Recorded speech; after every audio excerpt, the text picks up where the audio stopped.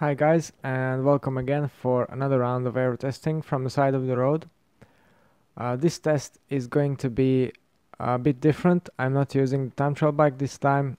It is only an aero road bike versus a standard road bike in a setup that is as close as possible on both bikes. And we also added a second rider to the test to maybe improve the accuracy and the consistency of the results. So the first bike is going to be my Trek Madone, which you already know very well, and one of the riders is going to be me, of course. And a second rider is one of my friends, and he's Canondale Supersix Evo. So that's a standard road race bike with a tiny bit of aero optimization because it's the latest version, but it's still a classic round-tube bike versus my Trek Aero fully integrated superbike. So this time I have managed to find a better course which better suits our testing needs. It's a bit faster, a lot less elevation. So here it is, 6.5 kilometers, less than 5 meters of elevation, and only one turn, which is also very nicely managed because there's a large junction in there with different lanes, so we are able to turn around without any interference from the traffic. So that's really nice. I think this is the best course possible. Luckily the wind on the day was very low as well, so almost no wind at all.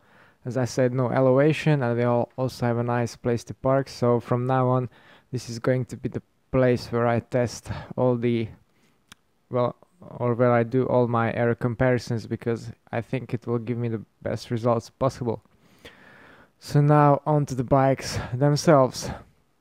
Now my Trek Madone, you know it very well from now the videos. We used my MV SES 4.5 wheels because the brakes on the Canondale can be very easily adjusted because they're standard SRAM red brakes, while it would be a bit more difficult to swap the wheels the other way around. Now both the Canondale and the Trek have SRAM red E-Type group set with a new Quark D0 power meter. As I said, same wheels are used on both bikes. They also have the same seat position, so the geometry is very similar. We could get the position spot on for both riders, basically the same amount of drop. They both have these Aero specific cutout or cut nose saddles, speed ply pedals on both, the gearing is the same on both, molten speed wax is used on the chain on both, the same water bottle, same very similar bottle cages. So it really comes down to just the frame design itself, and from this very integrated bike to the standard road bike. So I have also ridden a Canondale, and I have to say it's an extremely comfortable bike. I thought the Madone was comfortable, but this is just next level on plushness, and it's very nice and responsive as well. The weights of the bikes were within 100 grams of each other, so again on this flat it wouldn't make too much difference, but still it's good for the test results to be as close as possible, which we did. Yeah, so the standard brakes also worked very well with the MV wheels, much stronger than the Madone brakes. These are the standard Canondale carbon wheels, but we didn't use those for this test. I wanted to use the MVs for another reason, is because they're very fast, and I wanted us to be as fast as possible so the aero differences are much more apparent, and it turns out it worked quite well. Yeah, so this is the Madone. You can see a ton of information on it from my other videos on the channel, so I'm not going to describe that too much.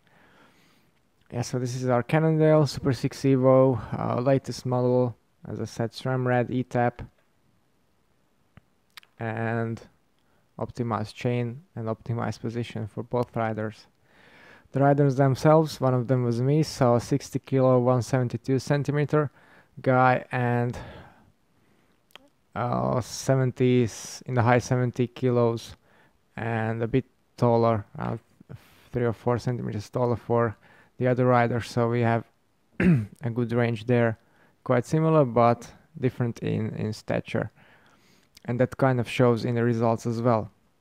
So here are our results. We try to be as close with the wattage as possible, and you can see that on average both of us gained 10 seconds on this very short course, so that's quite a significant difference. And the results also showed, I think that's kind of cool, that it's really true how Specialized interpret their savings, because even though we're riding at quite different speeds, the time saving is different, because, well, if you're going slower, you're still spending more time on the bike and on the course, so the saving is going to be very, very close if you do the same changes. So I think that's kind of interesting. So next time, if you're thinking about an aero bike, well, bear in mind the Madone pretty much the same weight and quite a lot faster, because 10 seconds on a 6.5 kilometer course, that's going to add up when the distances are cranked up. So I think that's a very good indication of the performance. Okay, so I hope you have enjoyed these test results and you will find them interesting and helpful. If you'd like to see more about my bike or the Canondale itself, then don't forget to check out my channel for some other tech related videos. It's all for today. Thanks for watching and see you next time.